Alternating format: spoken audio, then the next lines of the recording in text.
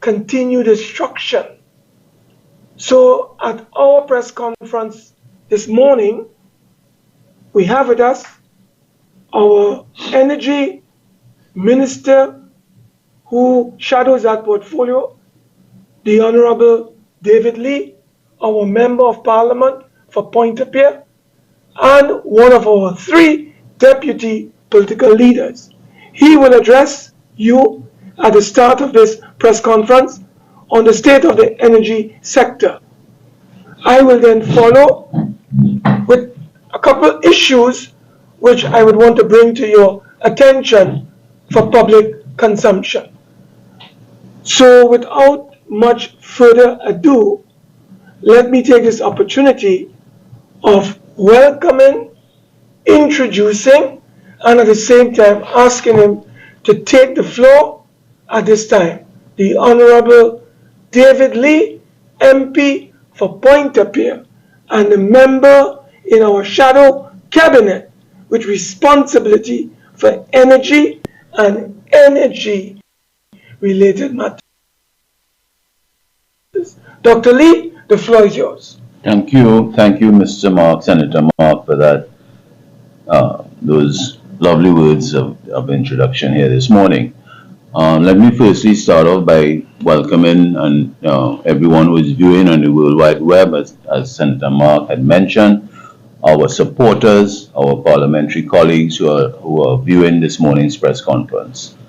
Let me start off by first saying that my presentation this morning would be within the energy sector, Senator Mark, and there are some pressing issues that we feel that we need to clarify here this morning. And one of those major issues is in Nikon company that we have an issue with as an opposition.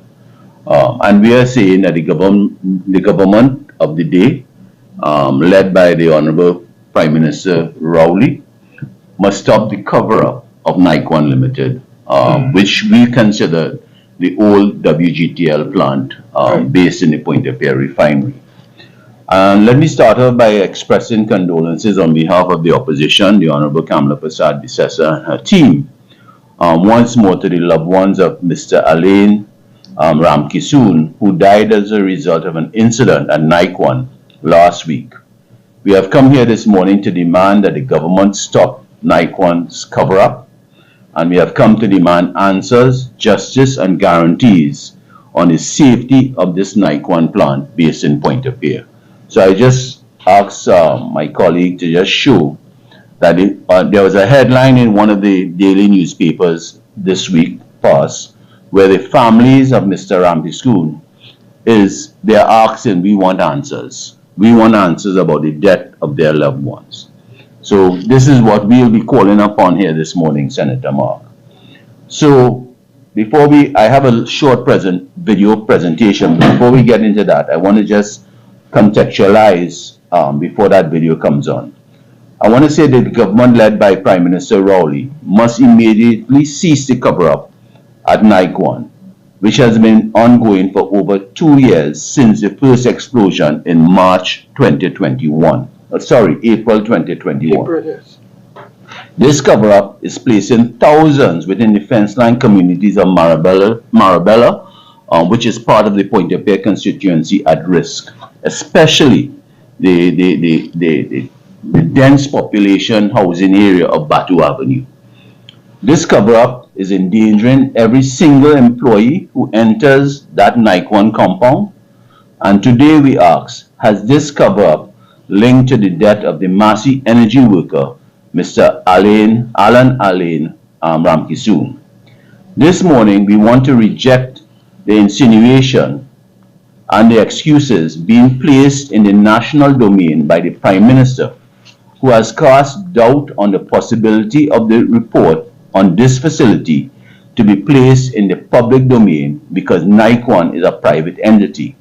Now, Mr. Mark, I want to just say for the record, the opposition, since the first disaster happened in April 2021, especially through me, I have been calling on this report that was done by the Ministry of Energy on that blast that took place in April 2021 on that Nikon plant.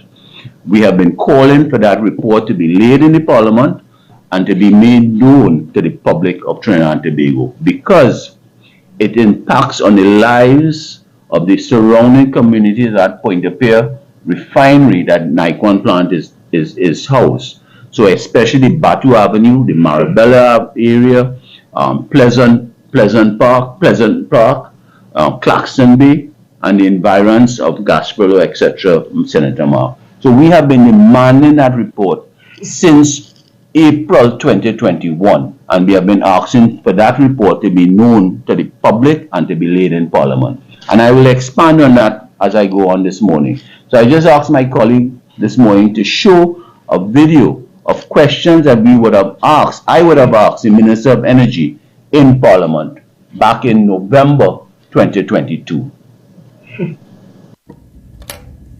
I want the listeners and the viewers.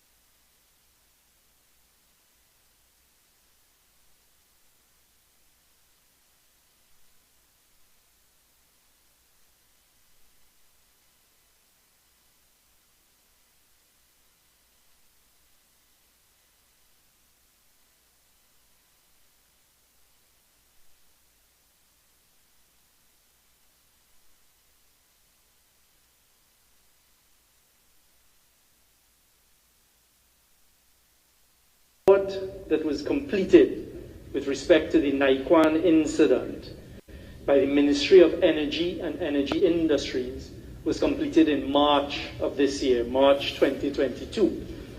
With respect to Part B of the question for the member point of peer, it is not considered appropriate for the report to be published at this time or at all until the legal implications of doing that are carefully examined. Further, it is necessary for all concerned to be given a proper opportunity to review and respond to the many findings of that report and the recommendations of the investigative team, and to take the appropriate action. With respect to Part C, the Ministry of Energy and Energy Industries appointed an internal team comprising the following persons. 1, Mr. Craig Boodoo, Senior Petroleum Engineer. 2, Mr. Yashi Carrington, Senior Chemical Engineer, Acting. 3, Mr. Sean Mahabir, Mechanical Engineer 2, Acting. 4, Ms. Omati Matura, Petroleum Inspector 3. 5, Ms. Nisha Dipnarain, Mechanical Engineer Mentee. 6, Mr.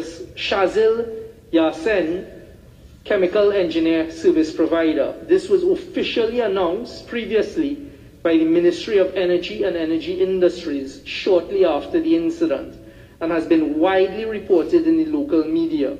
Separately, Nikon has also done an internal investigation.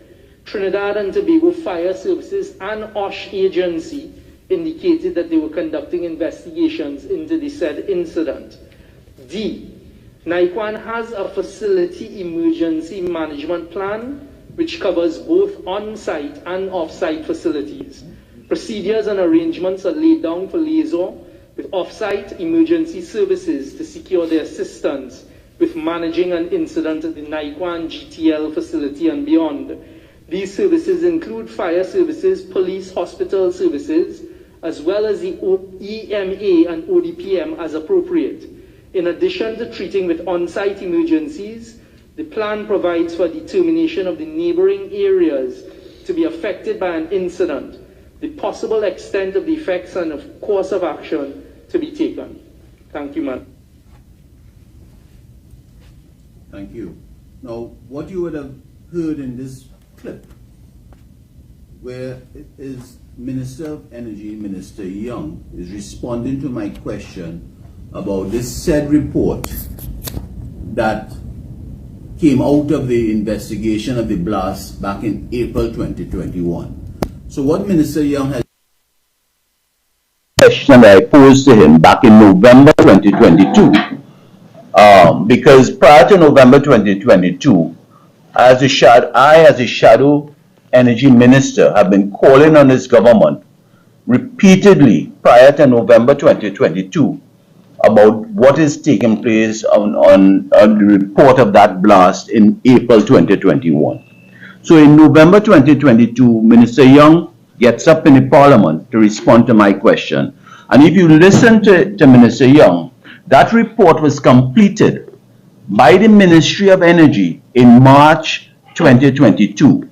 So between March 2022 to November 2022, when Minister Young responded to my question, I asked here this morning, and I asked again back in November, what did the Ministry of Energy do with the findings of that report that caused the blast at the Nikon plant in April 2021?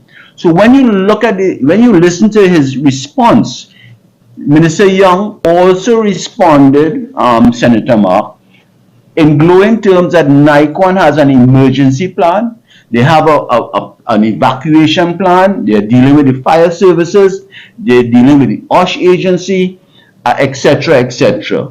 So back in November 2022, Minister Young was given the impression to the population that everything with Nikon is okay.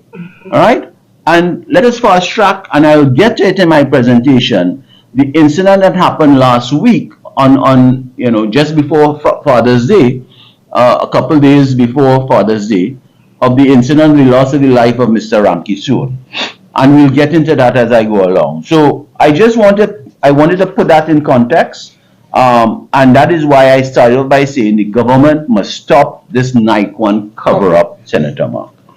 And we are saying, today I want to remind the public that Nikon was a product, a creation, and a creature of this government, Senator Mark. Today we remind the public that Nikon exists today because of the role that this government played in its development. Today we want to remind the public that it was their resources that was used to develop Nikon. The plant which Nikon operates was funded and built by the taxpayers of this nation. Billions of taxpayers' money was spent to build a gas to liquid plant at Preferential, placing Preferential in a severe debt before it was sold at a peppercorn rate to Nikon by this government, Senator Mark. The natural gas, and I want to say this carefully, the natural gas supplied to operate this Nikon plant was approved by this government, this PNM government, to come from the Minister Energy share of natural gas. As a matter of fact, this government created a new company called the Trinidad Upstream Downstream Gas Company just to sell gas to Nikon. And I just show a clip of back then the late Franklin Khan when we asked him, was giving us a synopsis of where they created this Trinidad Upstream Downstream Gas Company to sell gas to Nikon. So Nikon, Senator Mark, was given a preferential treatment, given at the time back in 2018, when gas was short in the Point Lisa's estate.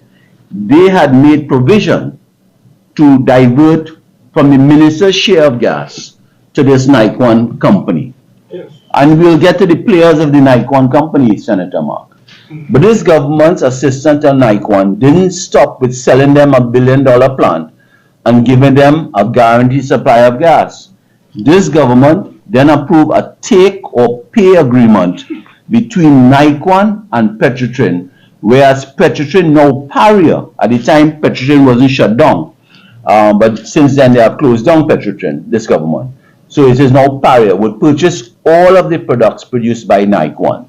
So if that is not preferential treatment of Nikon by this government, I don't know what it is. Because the Nikon company was given a ready market that Pariah now would take and pay for anything that they produce from this Nikon plant. Nikon isn't your ordinary downstream energy company. It was sold $1 billion plant by this government at a cheap rate. It was given a fixed supply of gas by this government, Senator Mark, and it was given a guaranteed market. And we ask the question, why? The population must never forget that this Nikon plant is headed by one Ainsley Gill, a former consultant for a previous PNM government. When Ainsley Gill was a consultant with that PNM government, Senator Mark, you know, was there? Alison Lewis was then the permanent secretary at the Ministry of Finance, which signed off on his payments. This very same Alison Lewis became the vice president, who was a past permanent secretary in the Ministry of Finance.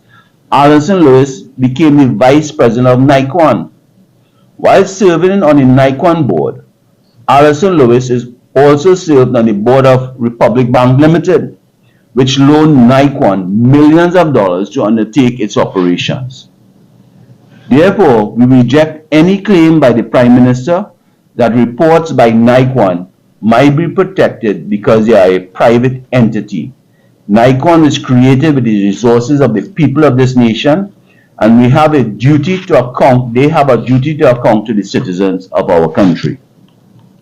As a matter of fact, Senator Mark, we remind the Prime Minister that the government representing the people of this nation had put over $25 million worth of preference shares into Nikon.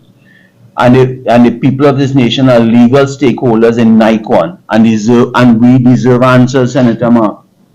when the Prime Minister opened the plant, and I don't know if you remember, Senator Mark, when the Prime Minister opened this Nikon plant back on 8th of March 2021, the 8th of March 2021, he boasted, the Prime Minister boasted that this project, which a country would gain some benefit, he boasted that this was an investment facilitated by the government. He boasted, the Prime Minister boasted it would earn over $2 billion in taxes. I want to just show the opening back in March, a headline, a triumph, a resounding success, when the Prime Minister opened this plant on the 8th of March 2021. Today, the country is still waiting on answers on why 1 month after all these grand promises were made in March 2021, on the 8th of March, the plant suffered an explosion in April 2021. 1 month after approximately, Senator Mark, when the Prime Minister opened this Nikon plant, 1 month after, there was an explosion that rocked the communities of Marabella, Batu Avenue. It was felt as far as Point Lisa, Senator Mark, as far north as Point Lisa's from Pointe-a-Pierre refinery, and as far south in certain places in San Fernando, right? It was felt. And up to the day, Senator Mark, we as an opposition have been calling on the report of that blast, what took place on that fateful day. And up to now, this government is hiding to produce that report. After all these promises, after making this clear relationship between the nation's development and Nikon, why is the Prime Minister now doing as if the government has no jurisdiction to ensure that the operations of Nikon are safe and the report is published? Why is the government that ensured Nikon had a secure gas supply, had a secure market to sell its products, and we own over $25 million in preference shares, not delivering the publication of this report into the last explosion for the benefit of the public safety and the environment, especially my community of Pointe-a-Pierre and Marabella? Today we put it to the nation. Is it that the government helped Nikon cover up the findings of the report so the company could resume operations without fully correcting the issues facing the plant? I want to repeat what I just said. Is it that the government helped Nikon cover up the findings of this report so that the company could resume operations without fully correcting the issues facing the plant? Given the history of favors to Ainsley Gill, and I don't know if you remember, Mr. Mark, this one Ainsley Gill had some issue, and I don't know if it's the same individual, somewhere in Carenage, with some land issues. Blanchishes. Huh? Was Blanchishes. Blanchishes. Yes. I think, okay, whatever. They had some land issues of him claiming land. Yes. But I'm sure you can get to that later on in your presentation. Sure. Given the history of favors to this Ainsley Gill, is that the government helped Nikon cover up the findings of the report so Nikon could place profit and production ahead of the safety of workers? We in the opposition have always demanded that report into the explosion into Nikon be made public. We in the opposition have always called on the government to only reopen this plant after the findings of this report was made public, Senator Mark. On April 8th and November 4th, 2022, Mr. Mark, listen carefully, I posed questions on the findings of the report to the Minister of Energy in Parliament. So we as an opposition have been doing our job. As a matter of fact, I wrote, Senator Mark, the Energy Joint Select Committee.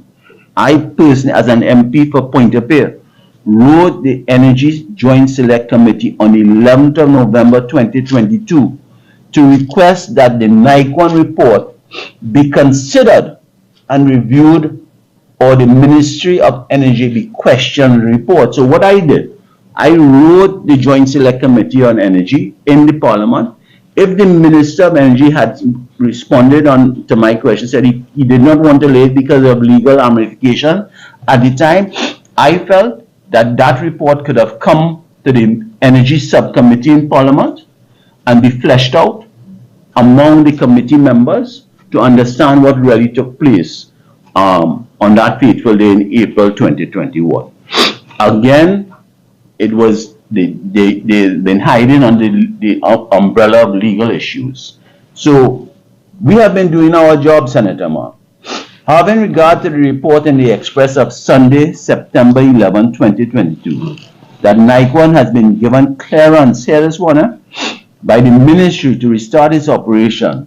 Now, this is a question we had posed to the minister, because we understand there's an Express article in September 11, 2022, that Nikon was given clearance by the Ministry of Energy to restart its operations.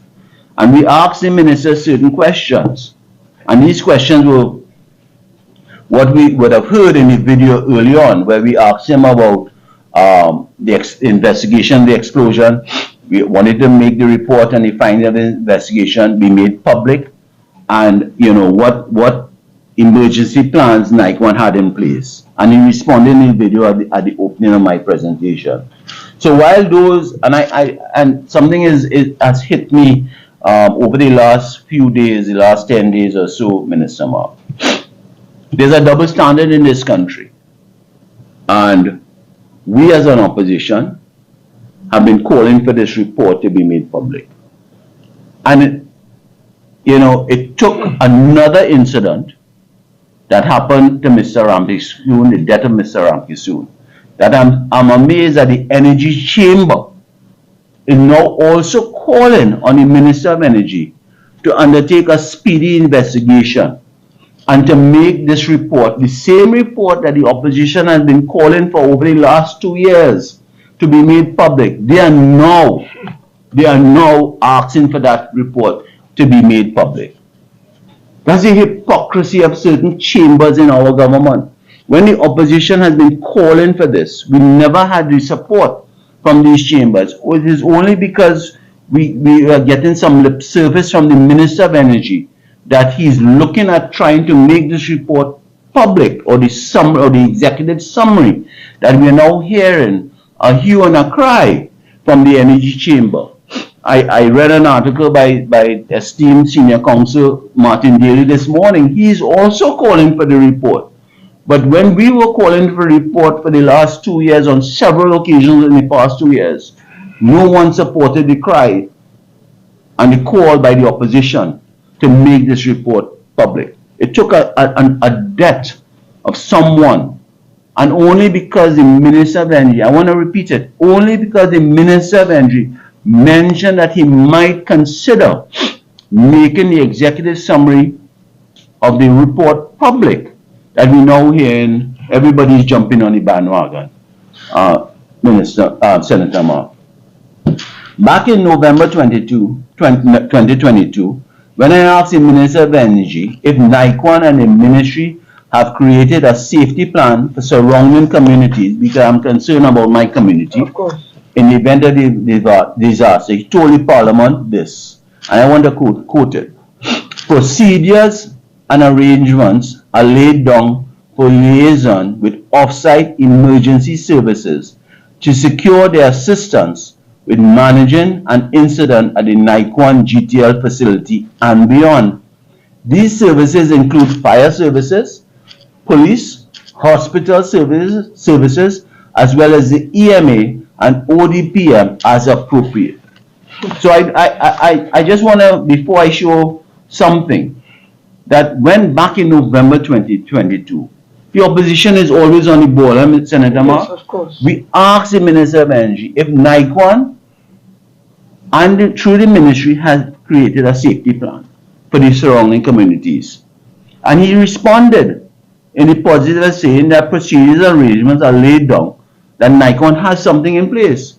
But when we had this incident that happened at least 10 days ago, what we saw happening is that tragedy, Nikon failed to report the incident to fire services and the TTPS. And I just want to show a headline. So we are not making this up. What you're seeing there is where the fire service, the head of the fire service is saying that no one contacted them.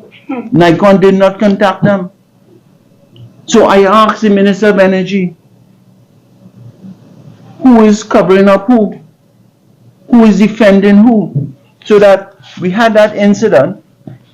And I also understand, Senator Mark, from my sources from inside, that the ambulance took a long time to come to assist the injured worker at the time. There's an allegation that the ambulance took hours. So we are asking for an entire investigation into this whole matter with the death of this individual, Mr. Ramkisoon, at the Nikon plant. So we see that the fire services are saying that they weren't contacted, and the TTPS. So even more worrying, Mr. Mark, is the fact that that the news day on the 20th of June, the 20th of June, today is the 25th, 5 days ago, on a Newsday article on the 20th of June, highlighted that Nikon had a vacancy for a health, safety, security and environment HSSE manager for its point-of-care gas to liquid plant. And I want to just show the article. We're not making this thing up, you know. So on the 20th of June, after the incident of the death of Mr. Ramkisoon, after the assurances by Minister Young that certain things were in place with Nikon, we now see an ad that news is reporting that Nikon has a vacancy for HSSE manager at this gas to liquid plant. And we are asking, what is really taking place on this Nikon plant, which is situated very close to a dense populated housing area of Battle Avenue and environs. So we are asking for an investigation into this Nikon issue, Senator Mark. And then we are saying, how could Minister Young tell us on November the 4th, 2022, that his ministry gave Nikon clearance to resume operation when a position such as important as the HSSE was not filled? How could Nikon, after an explosion and being shut down for a year, not fill this vacancy? You would have thought, Senator Mark, that the HSSE manager position would have been the first and a condition of reopening the plant. I guess not.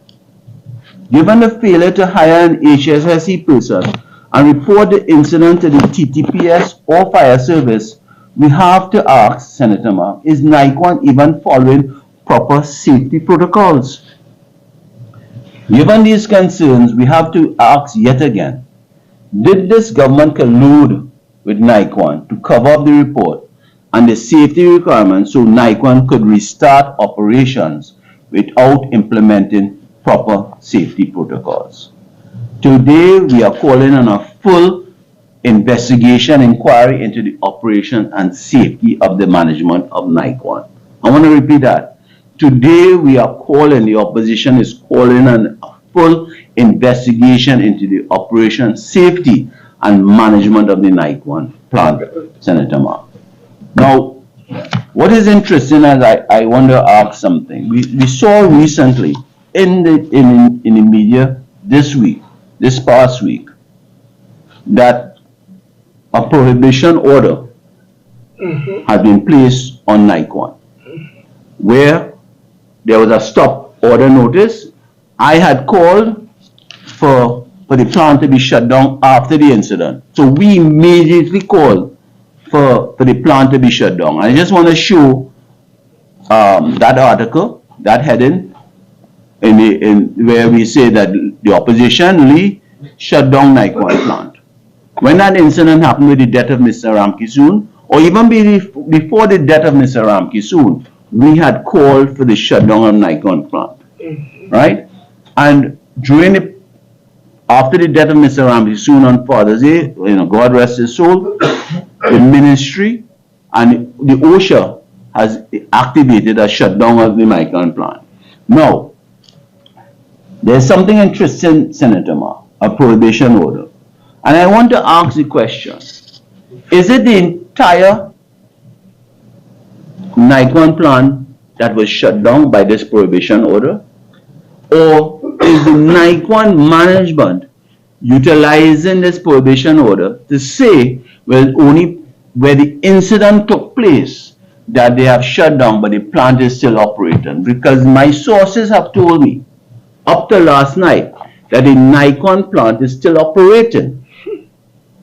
So I want to ask the management of Nikon, I want to ask the Minister of Energy to investigate if the entire Nikon plant has been shut down or parts of the Nikon plant are still operating.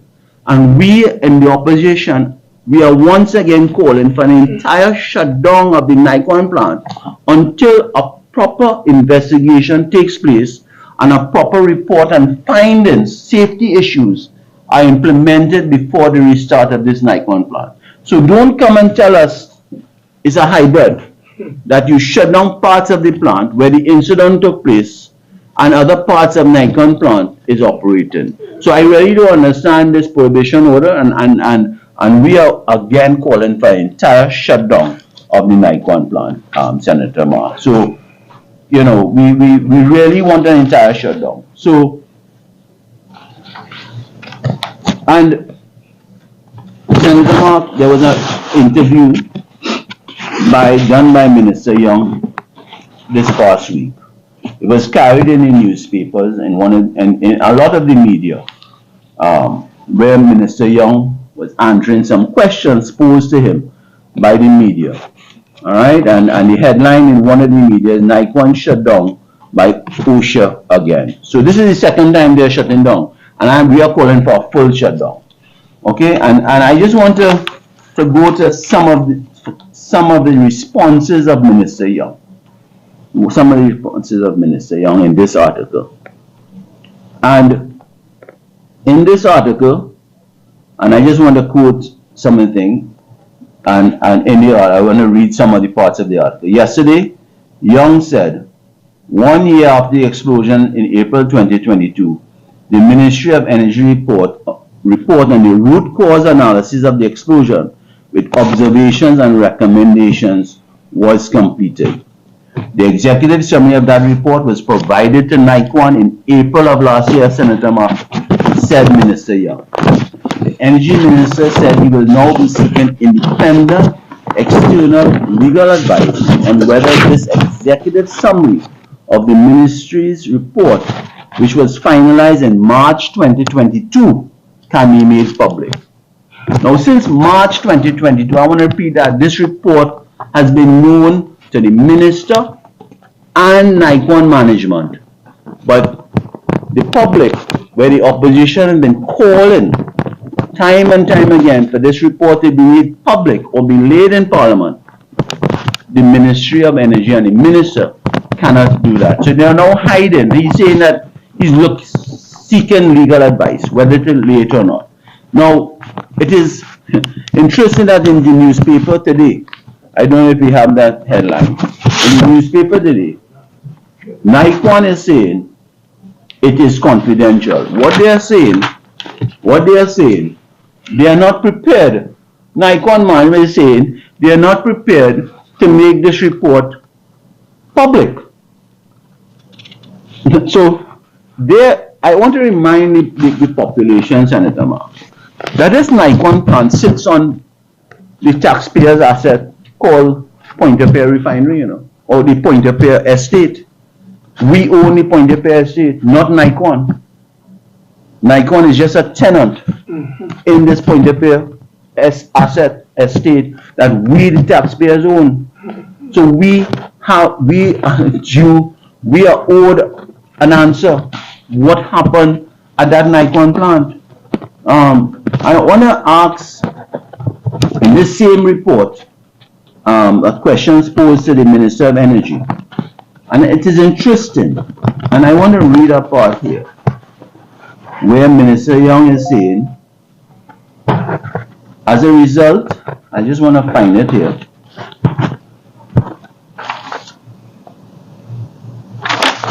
If you will just bear with me a bit. All right. Here what Minister Young is saying in one of the response. It was put to Minister Young that his comments on adverse findings suggested that the executive summary had adverse findings against Nikon. So this is what was posed to Minister Young. It was put to Minister Young that his comments on adverse findings suggested that the executive summary of that report had adverse findings against Nikon. So here what Minister Young is saying. He got a little bit angry. He responded, let's be real. There was an explosion. There must have been something that went wrong to cause an explosion. So Minister Young is agreeing that because of the explosion, something had to happen. There was a cause.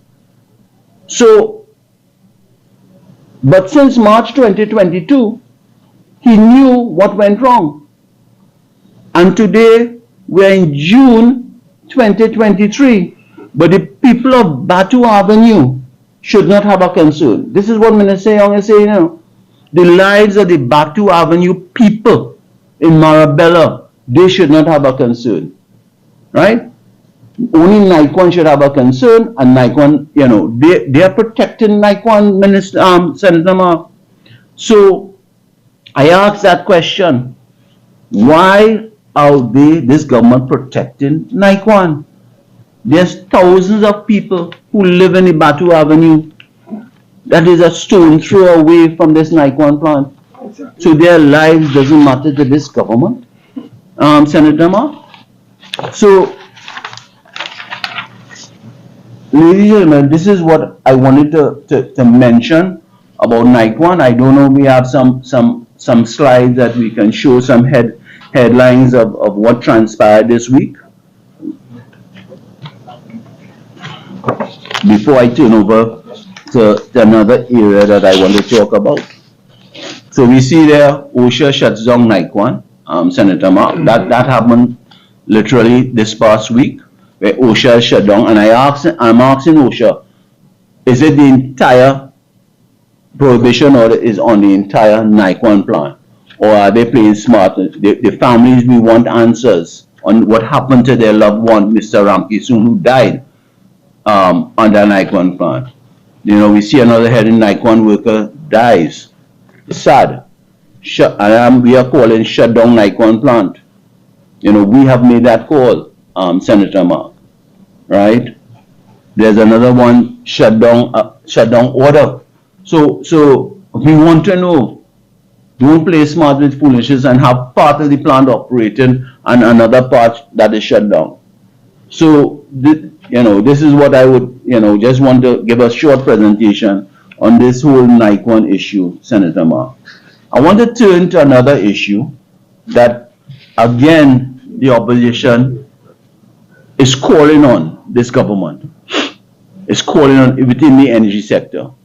There's an article, if you can show it, David Lee calls on it. This was in April this year, Senator Mark. David Lee calls on the Prime Minister reduce gas prices as promised at our gas stations.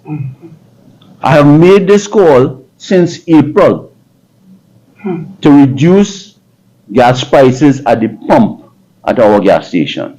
And that was promised not only by the Prime Minister, but also by the Minister of Finance, Senator Mark. And they had promised once gas prices, oil prices drop below $80 and even under $70, that we would see reduced prices at our gas station. They are yet to keep that promise, Senator Mark. And I ask the question, why? Why not?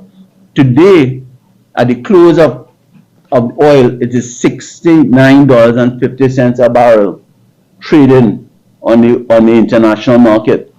And the government, through the Prime Minister and the Minister of Finance, had said once oil prices drop below 80, below 75, and below $70, the the citizens of this country would see reduced prices at our gas stations. We have been below $75 for the past 2 months, Senator Mark. We have been hovering under $70, and yet we have not seen changes at our gas stations, Senator Mark, right? And I just want to reiterate that we are calling on the Prime Minister and the Minister of Finance. Do not wait as an election gimmick in the local government elections that is due on August the 14th to come 2 weeks before that election and say they are reducing prices at the gas stations. I am calling on this population. We have made this call since April, Senator Mark, when oil prices started to decline, to reduce the prices at our gas stations, because you promised that to the citizens in your budget speech and also somewhere in your mid-year review. You promised that.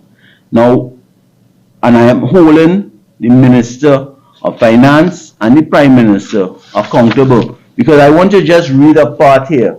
On October the 4th, Senator Mark, in the Prime Minister's budget debate, the Prime Minister is on Hansard stating, if the price of oil, a barrel of oil, drops to $80, premium drops to $6.28, super to $6.05.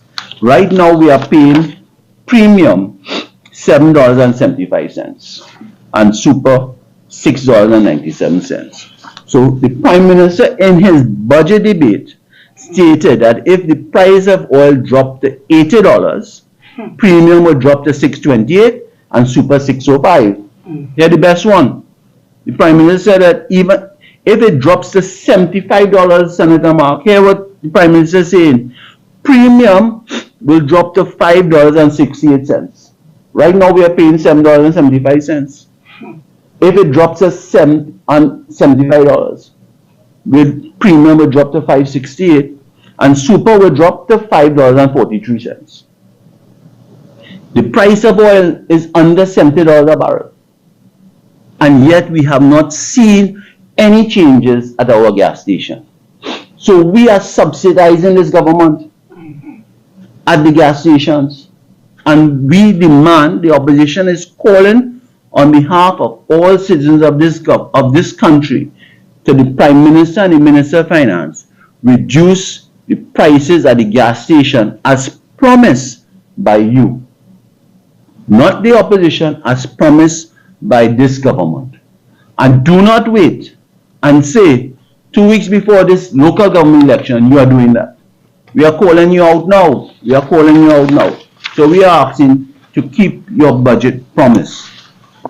And as I come to an end of my presentation this morning, Senator Mark, I want to raise a matter that we always say that this government is against workers. This government is against workers. And during Friday's sitting of Parliament, the opposition, through the Member of Parliament Cooper South, moved a motion that the Industrial Relation Amendment, Second Schedule Order 2023 be annulled. Now, what that is about, Senator Mark? This government, as you rightly know, Senator Mark, and you might touch on it, back on the 20th of April 2023, OWTU made an application for recognition of the Liquid Fuels Company of Trinidad and Tobago. So, you know that they made an application to represent the workers at the Liquid Fuel Company of Trinidad and Tobago. The 24th of April 2023, the union OWTU wrote to the company informing them of the application in accordance with the IRA and copied the Ministry of Labour. Let's fast track that. 26th of May 2023, a legal notice by this government 163 was drawn up as a negative resolution to amend the IRA to have liquid petroleum pipelines and network service deemed as an essential service. So what this government did, Once the OWT wrote this government to recognize the workers to be their representative, this government passed a legal notice saying that those workers should be considered essential service, right? And what we tried to do in the Parliament on Friday through the MP for Cuba South was to annul that order. And we called for division. And what happened in that division? All the government members voted against workers' representation. Now, Monday was what, Senator Mark? Labor Day. This government lauded the labor community. This government lauded the unions and said glowing things about the unions. And now the union is asking to be representatives of the workers for this liquid company. And this government went and passed a negative resolution to annul them to have any rights as workers. And we as an opposition voted for the rights of workers to be represented, Senator Mark. So we are saying once again, we have seen evidence where this government is against workers of this country, Senator Mark. So, Senator Mark, in conclusion, I have spoken about the Nikon issue. I have raised certain things. I know you will expand a bit on it in your way. I have raised again fuel prices at our gas stations should be reduced based on the oil prices on the international market and what was promised by this government. I have raised the issue of government against our workers in this country. And I want to say in closing, on August the 14th, election has consequences, Senator Mark. And do not be fooled by this government giving you promises close to this local government election. They have fooled us on several occasions. They have fooled the union on several occasions. And we are saying election has consequences. So those are my few words this morning. I want to thank you for your patience, Senator Mark, and to the listeners out there. So I thank you. And I turn over to you, Senator Mark. Thank you very much, my colleague, the Honorable David Lee. May I join my colleague, David Lee, MP for Point of Peer, in extending deepest condolences to the family, to the bereaved family, friends, associates, workers of the late Alan Lane Ramkissoon, who died under tragic circumstances two Thursdays ago at this controversial plant known as the Nikon plant. I want to add to what my colleague has said, but I want to also indicate the three areas I would like to address. But I wouldn't take it in that order. I want to deal this morning with the undemocratic conduct of this criminal administration in its running of the nation's parliament. I want to also deal with the lies, hoaxes, and false promises that my colleague alluded to earlier. And I also want to look at what can easily be described, ladies and gentlemen, members of the media, as Nikon, just to add to what my colleague has said, the World GTL plant, corruption in Tobago, and the Rowley kleptocracy. Now, as my colleague was on the Nikon matter, I would like to just stay with that at this time, and then I'll deal with two other matters later.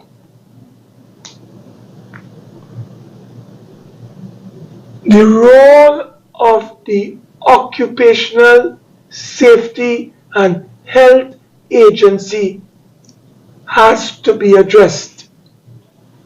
While the Minister of Energy and the Ministry of Energy has a role and a report, there is also a role under law for this independent occupational and safety and health agency.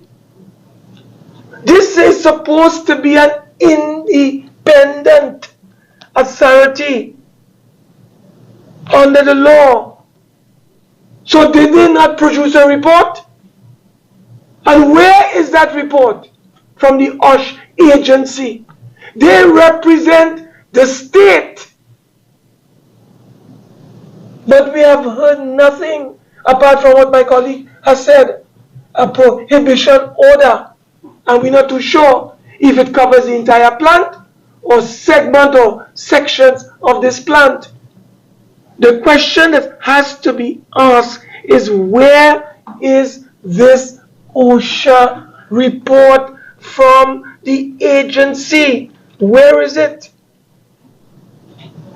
The company has a responsibility to provide and to ensure a safe working environment. This company is supposed to also address risk assessment. Was a risk assessment done?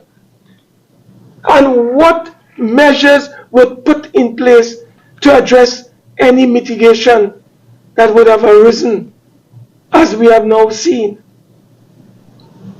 Members of the media, ladies and gentlemen, what we have witnessed at this Nikon plant is equivalent to corporate manslaughter.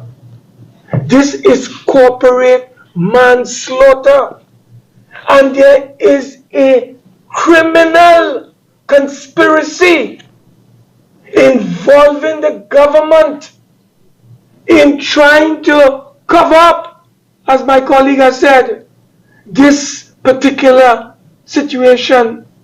The blood of Alan Lane Ramkisoon is on the hands of the Rowley administration.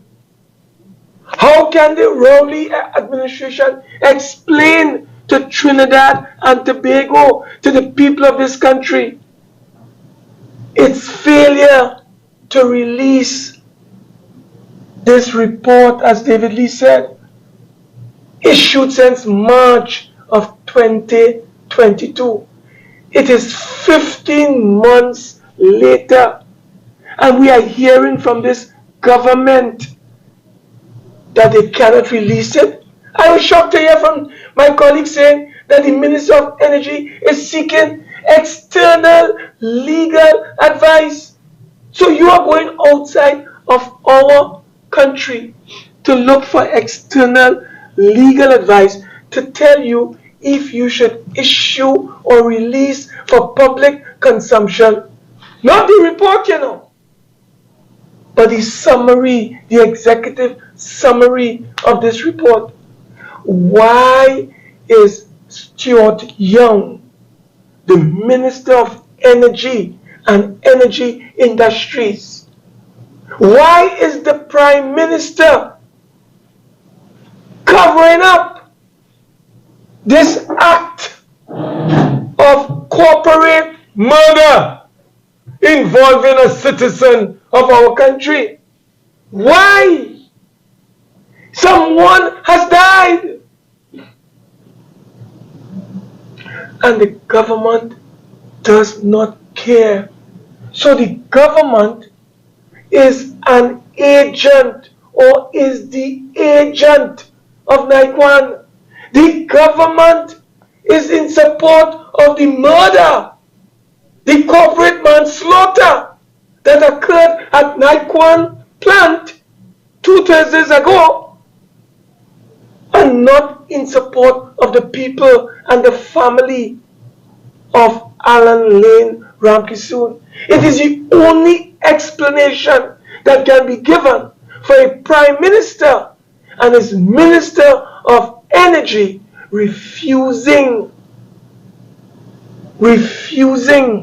to publicly table that report. Why would a government not want to lay this report? Somebody said earlier that this Nikon plant or company, Dr. Lee raised the question about Ainsley Gill. Who is Ainsley Gill? We were told by Dr. Lee he's a consultant. He was involved in controversy in Blanchishes, where he was confronting residents who were claiming ownership of the land that he claimed that he now owns, Ainsley Gill. But I want to remind Trinidad and Tobago. I have a document in my possession. David, I have a document in my possession. The number is 5600. This is a document from the United States Department of Justice. This is a retainer agreement that Dr. David Lee made mention of, involving who? Ainsley Gill and Associates. This document that I have here was approved by the United States Department of Justice. It involves $4 million US. This document was prepared in February of 2009. And you know when the $4 million US check was issued? It was issued after the May 24th general election of 2010. Why would Alison Lewis, whose name is here, sign off on a $4 million US retainer to Ainsley Gill? His organization is called AGA. A-G-A. Capital A, capital G, capital A. You know what that means? Ainsley Gill and Associates. This was prepared in 2009. February, I understand. But you know when Ainsley Gill collected the $4 million US, David? 10 days after, or I may say in June of 2010. Why after the general elections did Alison Lewis, then permanent secretary, sign off on this? I am calling on the United States Department of Justice to investigate this matter, because the United States Department of Justice would have been misled when this was prepared by Ainsley Gill in February of 2009. When we look at the past payments made by this government, at that time, Manning, he submitted his documents to the Department of State, which is the United States Justice Department, within 3 or 4 months, no more than 6 months. In this instance, David, a year after he submitted this agreement to the Department of Justice, and the money is paid to him, signed off by Alison Lewis in June of 2020, in June of 2010. Why would this have been done? So I'm calling the United National Congress is calling on the United States Department of Justice to investigate this crookedness that took place involving Alison Lewis and the managing director and chairman of AGA LLC located in Washington, D.C. It's here. If anybody wants to see it, it's here. Look who signed off. David, look at here. Look these signatures. The signatures of Alison Lewis and a fellow called Ainsley Gill. Ainsley Gill, who is the managing director of Nikon Trinidad Limited, in which a life was lost 2 Thursdays ago. At that time was a PNM lobbyist in Washington. He collected $4 million during that period. He served as a PNM lobbyist. So I want you members of the public to start connecting the dots so you can understand what is taking place. Monies are being siphoned off to these agents of the PNM, and we don't know what these monies are being used for, because we don't need a lobbyist. We never need a, since he came back here, a fellow called Art Collins is now our new lobbyist, PNM lobbyist, collecting hundreds of thousands of US. So from Ainsley Gill to Art, I think it's Arthur Collins, he is now our lobbyist, PNM lobbyist in Washington. I want you to pay attention to Alison Lewis carefully. Colleague, raise the point. Members of the media, this is a document from Republic Bank. Alison Lewis is placed in this document, David, as being a director of Nikon Energy Trinidad Limited and Nikon Energy LLC. Look at it here. Look at here. The same Alison Lewis who signed off $4 million over a period of time to a fellow called Ainsley Gill, who is now the managing director and chairman of Nikon Trinidad Energy Limited. You have Alison Lewis being the vice president. She's the vice president of Nikon.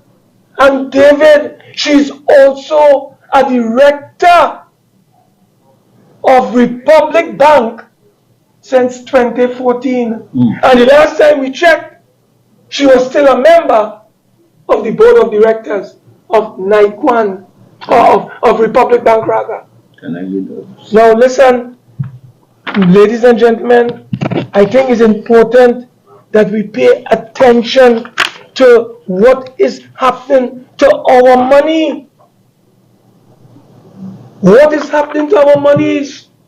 The PNM and the gang of friends and financiers are bleeding our resources. They are bleeding the treasury of Trinidad and Tobago. I have a document in my possession stamped by the Registrar General Department, August 7, 2019. Look at here, David. 2019.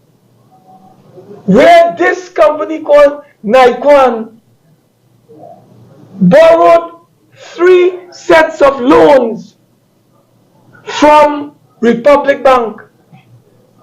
The total amount of loans borrowed by Nikon Energy Trinidad Limited from Republic Bank, which is majority owned by the people of TNT, amounted to 120 million US dollars. 120 million US dollars. David, what is even more controversial in this document is here. It is on this page here. Look at here. You know who signed off for the loans on behalf of Nikon? Alison Lewis. Look, her signature is here. She signed off for the loans given to Nikon Energy in her capacity as Vice President of Nikon Energy Limited. But this is a clear conflict of interest. She is a director of Republic Bank. She is the Vice President of Nikon Energy Trinidad Limited, and she signs off. Look at here. I looked through this document, David, to see what assets Alison Lewis was put in to support this $120 million loan. I looked to see where Ainsley Gill, whether he put in his Land Rover, whatever asset he has, whether he would have put it here. Nothing. Zero. You know where the assets has come from? To borrow $120 million? Not from the assets of Alison Lewis. Not from the assets of Ainsley Gill. You know where it came from? I'll tell you. David talked about it a short while ago. You know where it came from? Part 1. I'll tell you. All and singular. That certain piece or parcel of land situate in the ward of Pointe-à-Pierre in the island of Trinidad and Tobago, comprising 4.267 hectares of land, being portion of the plan. That is the estate described in the first schedule. What is the estate? Pointe-à-Pierre. So they are, I think, if I'm not mistaken, I think 2.2 acres comprise an hectare. You could correct me if I'm wrong. If they have 4 hectares of land here, you're talking about close to about 9 to 10 acres of land. But that land does not belong to Nikon. It belongs to the people of Trinidad and Tobago. And they have borrowed $120 million US on the lands that belong to the people of Trinidad and Tobago. All the equipment that comprise the plant, they have used as collateral in an effort to get the $120 million US loan. I'm bringing these things to your attention, ladies and gentlemen, to show you and to connect the dots as it relates to the P&M bleeding of the treasury for their friends, their family, and their financiers. That is what is taking place. I want you to remember, as David reminded us, this Nikon plant is the former World GTL plant, which was sold by Kenneth S. Julian as a dream to Malcolm Jones, who bought the dream, and the end result is that we borrowed 2 sets of monies internationally. 850 million US and 750 million US to deal not only with this plant called the World GTL, but a couple others at Point of View. 20 years later, what is the situation? The plant is a disaster. The plant, as David said, has not produced anything of substance. 2 explosions. And what you have in the meantime is a situation where debts are mounting. Who is going to pay for those debts at the end of the day? Ainsley Gill? Alison Lewis? Who? We, the people of Trinidad and Tobago, will be called upon to pay for this debt that is mounting, members of the public. This requires a criminal investigation. When Alison Lewis, as director of Republic Bank, signed on the dotted line on behalf of Nikon, she was clearly conflicted.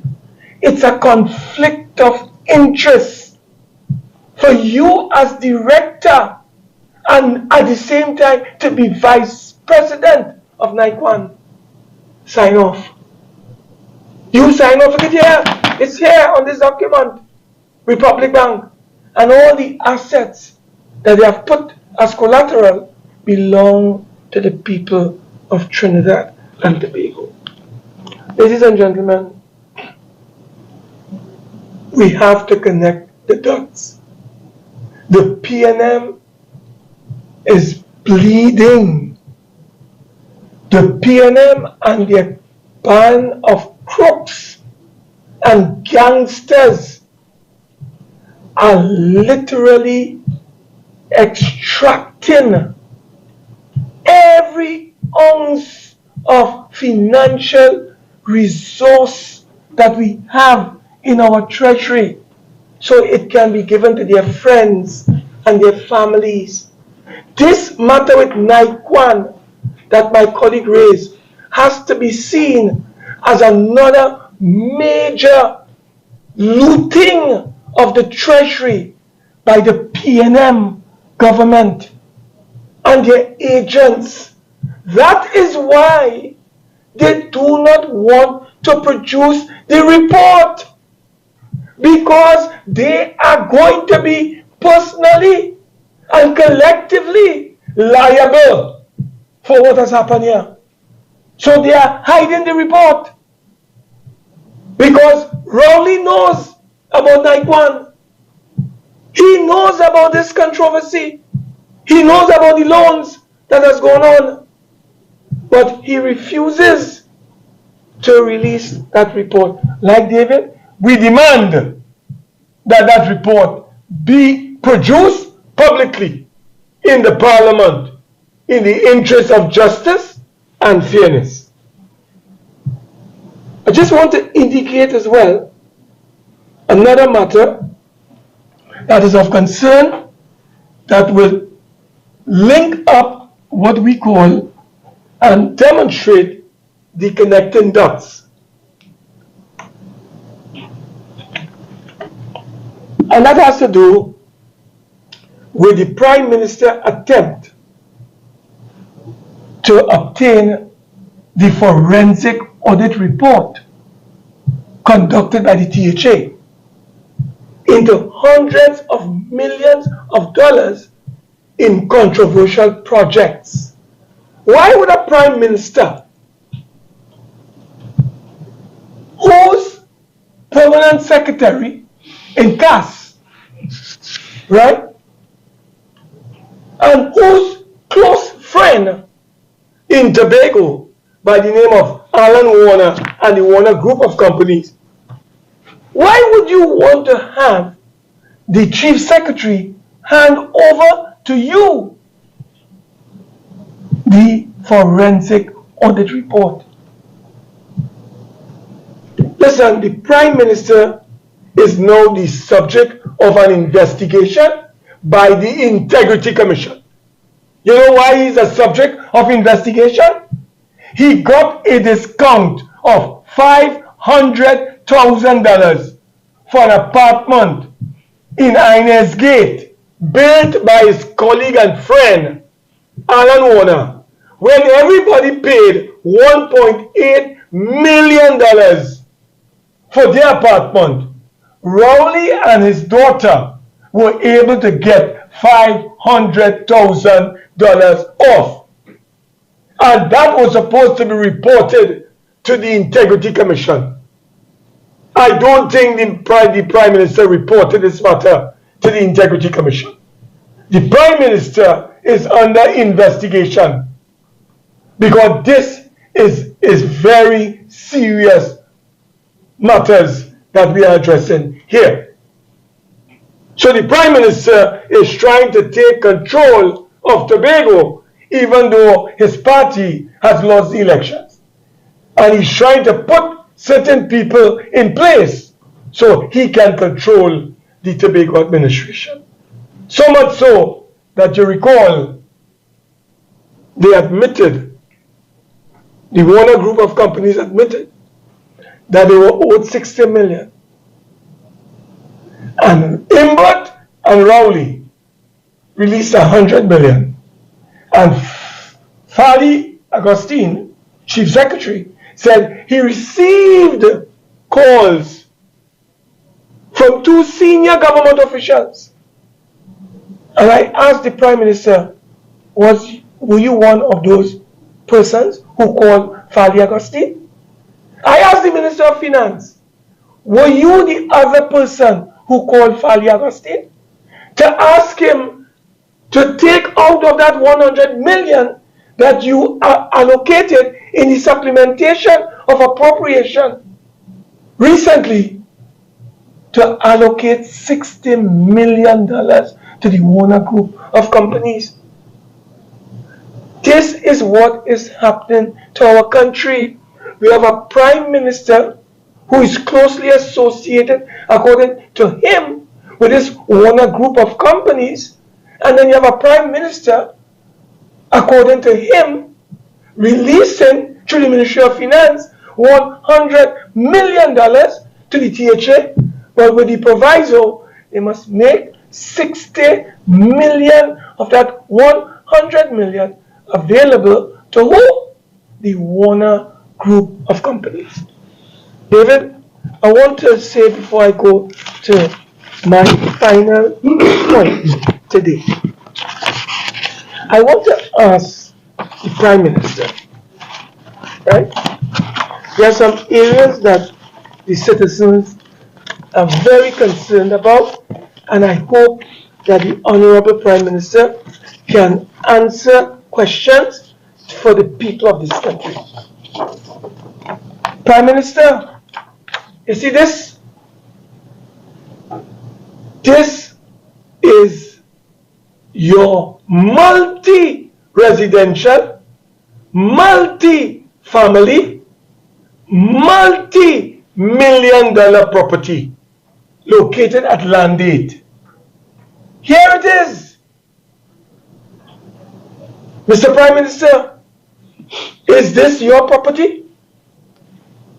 If it is, and it must be, because I have the cadastral sheet for Land 8, which is now Forest Hills.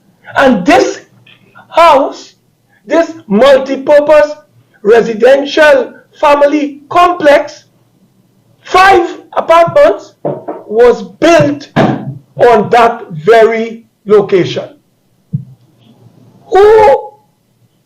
Tell Trinidad and Tobago, Mr. Prime Minister, where did you get the money to build this? Could you produce to the Integrity Commission and to the people of this country the bank that you borrowed money from? How much money did you borrow? How much did it cost you to build these 5 multi-purpose, multi-residential rather, multi-family and multi-million-dollar complex in Tobago. We want you to know, look here, we have the 5 panel. David, look at here. If you want to know how many apartments, it's here, 5. It's landed. It is on the property of the Prime Minister and his wife. His name is not there, but his wife's name is there where this property is built. So we want him to answer this. Answer this. Where did the money come from? And by the way, who built these apartments for you? Our information, tell us if you are wrong, was the Warner Group of companies. Your best friend, we understand, built these apartments for you and your wife. We understand. No aspersions on your wife. But tell us, Mr. Prime Minister, who was the contractor and builder of these 5 multi-complex, multi-residential, multi-family, and multi-million-dollar apartments? I say no more this time. We have more. We have more to reveal. We've given the Prime Minister the opportunity to come clean and tell Trinidad and Tobago, are these apartments yours? Are they built on your land? Did you finance these? How much? Where did you borrow the money from? Tell us. And most importantly, David, who built them? Who built these 5 residential family units? Was it the Warner Group of companies? Who? I'm asking. Clear the air for Trinidad and Tobago. Mr. Prime Minister, elections is on the 14th of August. Come clean. Tell the people the truth. I just have 2 small points, David, I'd like to say in closing. 1.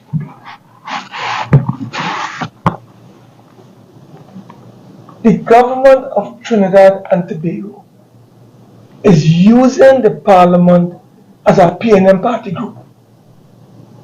As a PNM party group. They do whatever they want, when they want, how they want. You know what is the latest, David? They have asked us to come out on nomination day. Tomorrow, Monday, the 26th of June, is sacrosanct. That is sacred space. We are the official opposition in the Republic of Trinidad and Tobago. We have a party called the United National Congress.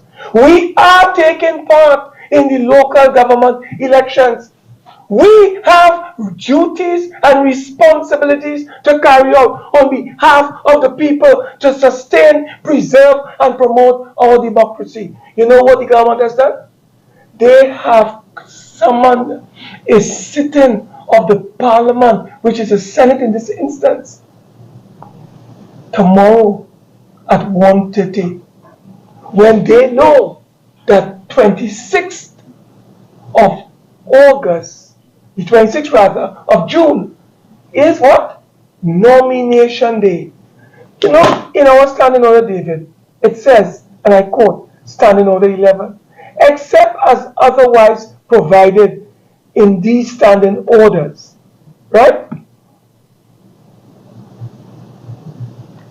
Sitting of the Senate shall begin at 1:30 p.m.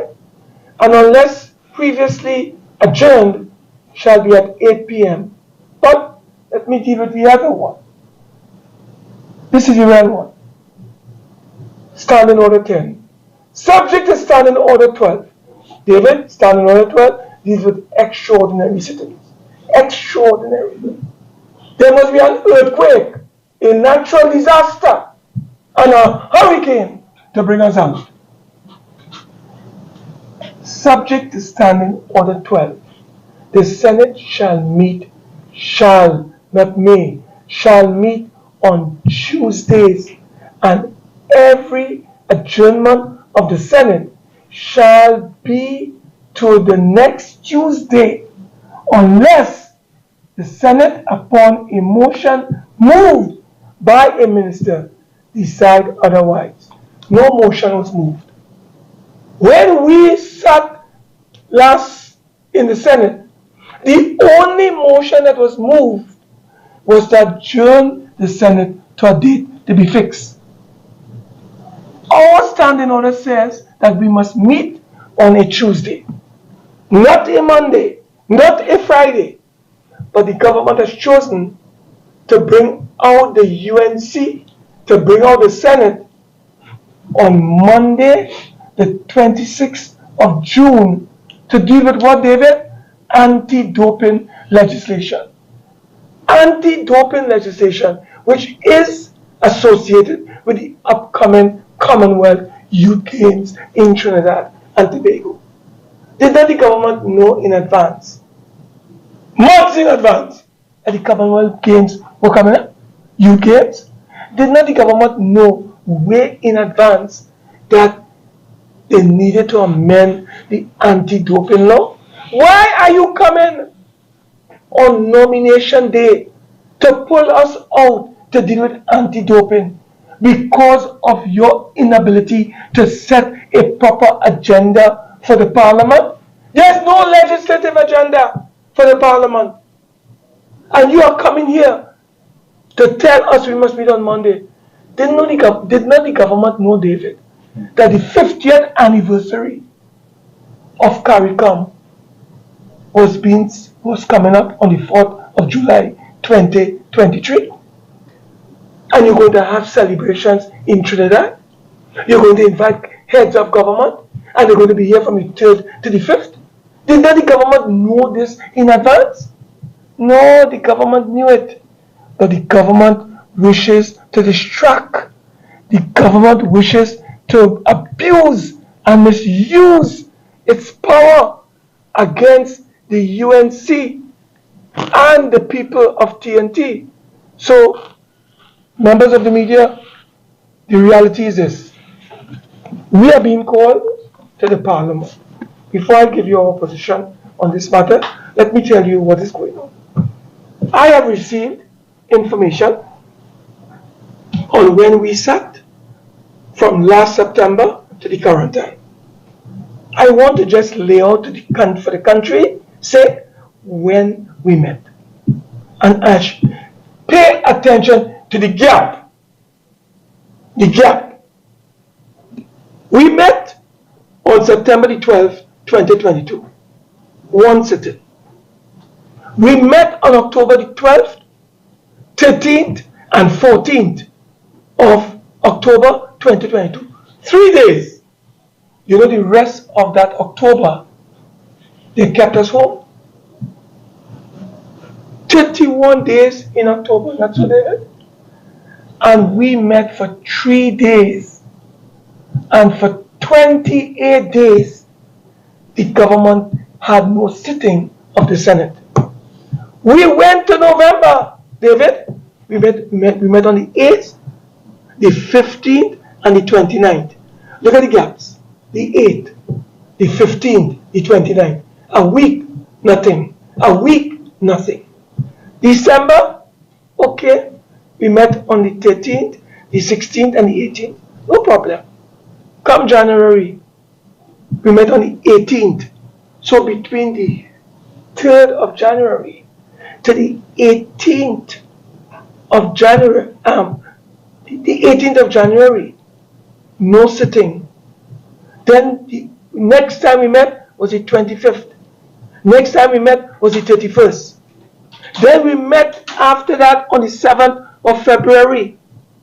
After the 7th, David, we met on the 28th. 21 days passed. Nothing.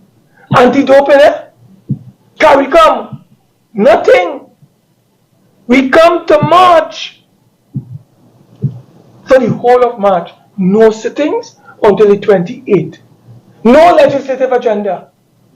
No sitting. No anti-doping bill to deal with the Commonwealth Games.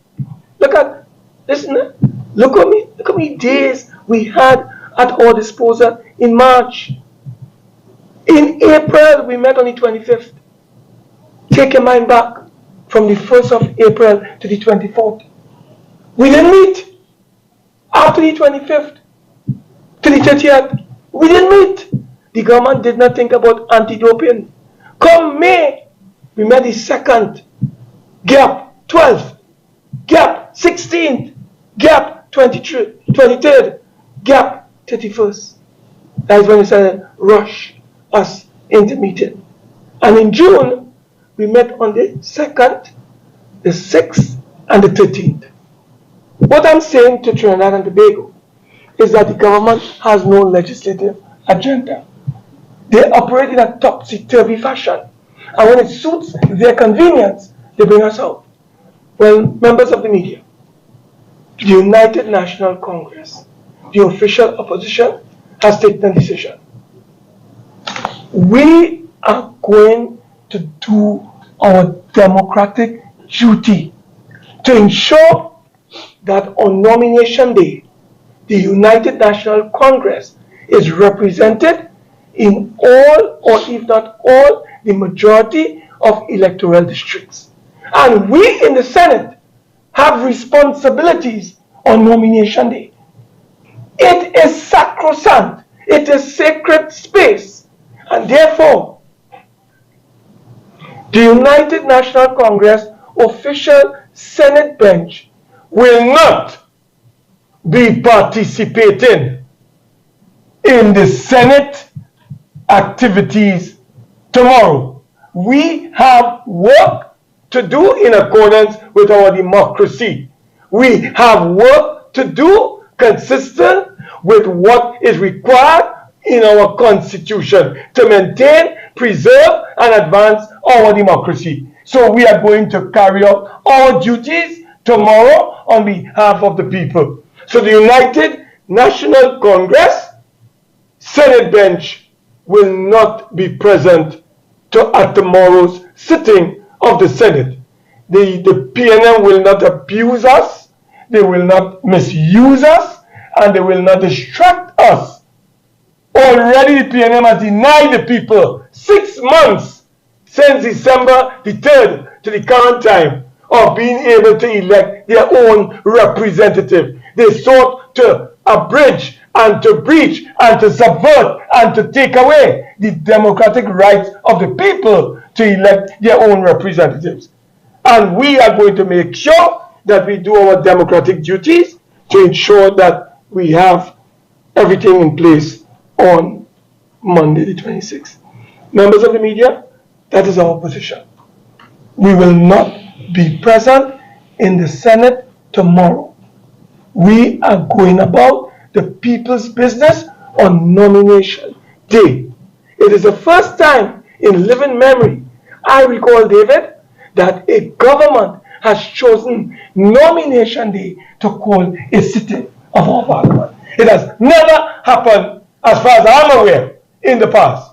Nomination day, whether it's general elections or local election, is sacred. Of course, when it's general, it dissolves parliament, so there's no need. But when it's come to local, we have to do our duty and uphold our constitution. So, ladies and gentlemen, lies, hoaxes, and false promises. David told you, don't fall for false promises. They were supposed to reduce gas prices. They haven't done it. They might come to do it 2 weeks before the local elections. Don't fall for PNM Mamagai. All of a sudden, PNM in favor of the minimum wage. Minimum wage increase. And they want to do what? Take it to the cabinet. When McClatchy realized that he's talking nonsense, he said, no, it came from a recommendation from the Minimum Wages Board. They don't know what they're doing. They're so crazy. They're desperate. So I want to warn all unorganized workers who have been working on $17.50 since 2019. That's the last time the PNM brought an increase. We brought 2 increases in our 5-year term. And it came up to $17.50. A loaf of kiss bread is $20. So we are calling on the workers, don't hold your breath. The Mamagadi OWTU with Energies and Technologies, patriotic company, when they told the OWTU they had won, they told them that in September, elections for local was in December, and the Mamagadi OWTU. And come general election, they held out these carrot to the OWTU and say, you all will get through. And as soon as they won the elections in August of 2020, by October, they rejected the OWTU completely. Lies, hoaxes, false promises. Finally, the property tax. I want to remind Trinidad and Tobago, Dr. Rowley on the platform during the lead up to the 2015 election, he said the PNM will not introduce the property tax. Words to that effect. What did he do? He did it. They lie and they give false hopes and promises.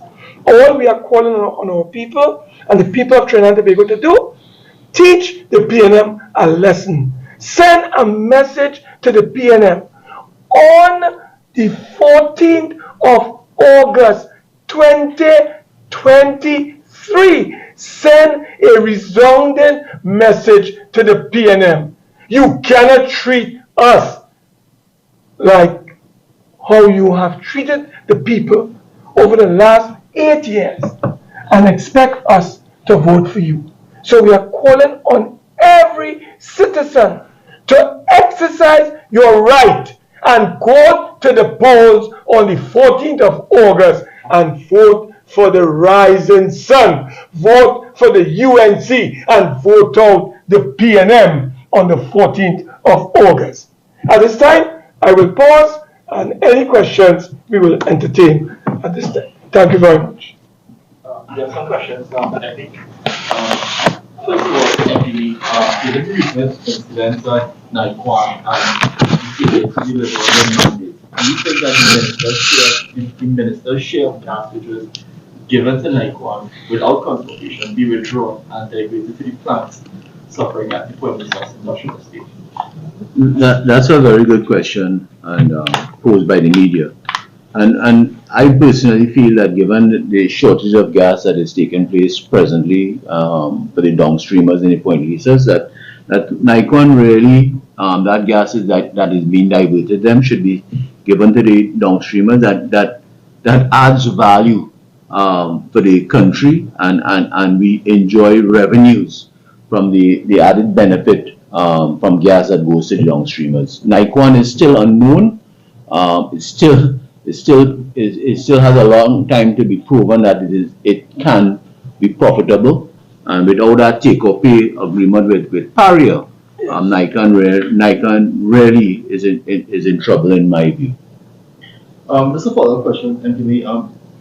Given your answer, and given that the NGC was mandated to establish the upstream-downstream company just to facilitate Nikon, given the recent incidents at Nikon, does this, in your opinion, look as if Nikon was given special favors by the government? Well, we have always felt that from day one when the late Franklin Fan formed this company, the upstream, downstream, and utilizing a portion of the minister's gas to divert it to Nikon. Of course, they will, in our view, they have always been given preferential treatment by this government, and it speaks volume of the players that are presently part of the Nikon management. Minister Young insists that Nikon is a private company and therefore he can compel them to release the report on the incident. How do you respond to that? Well, firstly, the blast, the incident took place on the taxpayers' asset of the Point-a-Pierre estate. The Ministry of Energy was mandated to produce this report because they are the watchdog or the overseer of the energy sector. So the report that was compiled by the Ministry of Energy, which is our ministry, so that the hoax or the excuse of Nikon being a private company the government of Trinidad and Tobago taxpayer has an investment in Nikon, so there is some investment by the population, by the citizenry. So of course we feel, and not only but for the safety, the critical thing, the media is about the safety of the surrounding community that Nikon is based. So for example, the Batu Avenue, Marabella East, Marabella West community, their safety is in jeopardy with this unknown situation and the unknown safety of this Nikon plant. Senator Mark, as you said, you plan to make yourselves absent from the Senate tomorrow, senators. But would the government members in the Senate also have responsibilities on nomination day? Wouldn't they be there as well? Yeah, well, they have responsibility, but we take our responsibility seriously. We are saying that, for instance, on such a day, nomination day, we have responsibilities in our country, and it has never happened before. This is the point I'm making. We have been involved in local government for several years, and nomination day has never clashed with a sitting of the Senate. And what is even more concerning is that there was absolutely no consultation.